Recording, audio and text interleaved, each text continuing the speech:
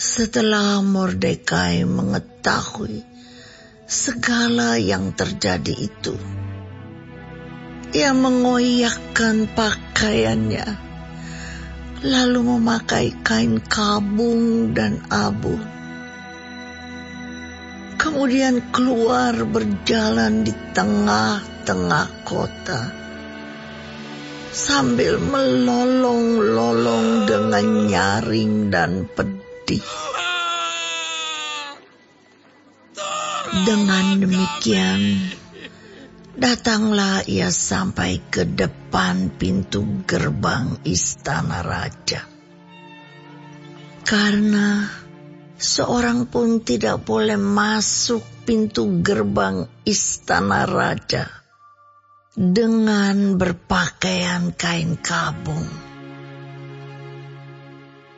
Di tiap-tiap daerah kemana titah dan undang-undang raja telah sampai, ada perkabungan yang besar di antara orang Yahudi, disertai puasa dan ratap tangis.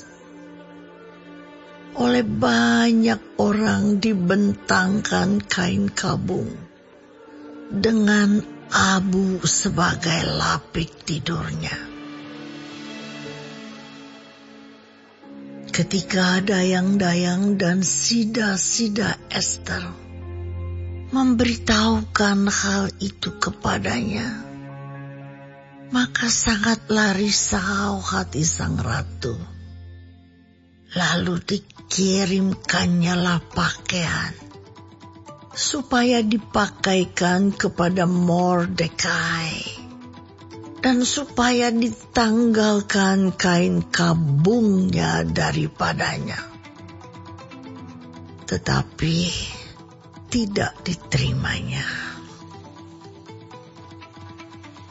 Maka Ester memanggil Hatta, salah seorang sida-sida raja yang ditetapkan baginda melayani dia, lalu memberi perintah kepadanya menanyakan Mordekai untuk mengetahui apa artinya dan apa sebabnya hal itu.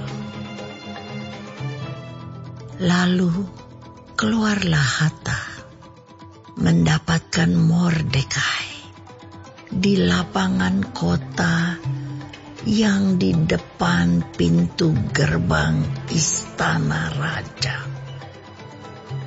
Dan Mordekai menceritakan kepadanya segala yang dialaminya, serta berapa banyaknya perak yang dijanjikan oleh Haman akan ditimbang untuk perbendaharaan raja sebagai harga pembinasaan orang Yahudi.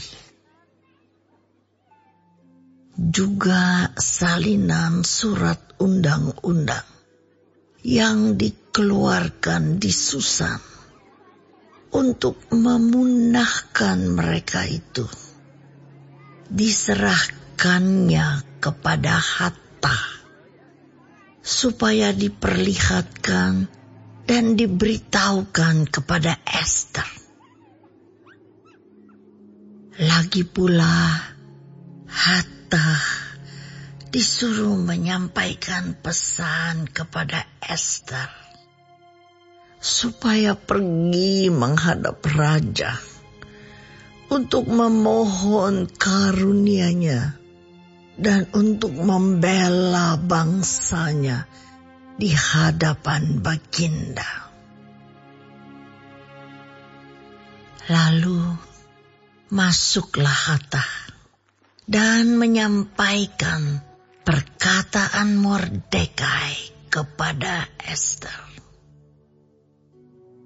Akan tetapi Ester menyuruh Hatta memberitahukan kepada Mordekai, semua pegawai raja serta penduduk daerah-daerah kerajaan mengetahui bahwa bagi setiap laki-laki atau perempuan yang menghadap raja di pelataran dalam dengan tiada dipanggil, hanya berlaku satu undang-undang,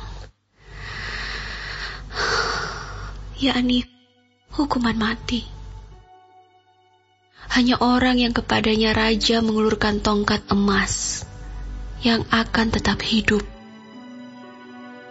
Dan aku selama 30 hari ini tidak dipanggil menghadap raja. Ketika disampaikan orang perkataan Ester itu kepada Mordekai, maka Mordekai menyuruh menyampaikan jawab ini kepada Ester. Jangan kira karena engkau di dalam istana raja, hanya engkau yang akan terluput dari antara semua orang Yahudi. Sebab sekalipun engkau pada saat ini berdiam diri saja, bagi orang Yahudi akan timbul juga pertolongan dan kelepasan dari pihak lain. Dan engkau dengan kaum keluargamu akan binasa. Siapa tahu, mungkin justru untuk saat yang seperti ini, engkau beroleh kedudukan sebagai ratu. Maka Ester menyuruh menyampaikan jawab ini kepada Mordekai. Pergilah, kumpulkanlah semua orang Yahudi yang terdapat di Susan, dan berpuasalah untuk aku. Janganlah makan dan janganlah minum 3 hari lamanya, baik waktu malam, baik waktu siang. Aku serta dayang-dayangku pun akan berpuasa demikian. Dan kemudian, aku akan masuk menghadap raja. Sungguh pun berlawanan dengan undang-undang. Kalau terpaksa aku mati, biarlah aku mati. Maka pergilah Mordekai, dan diperbuatnyalah tepat seperti yang dipesankan Ester kepadanya.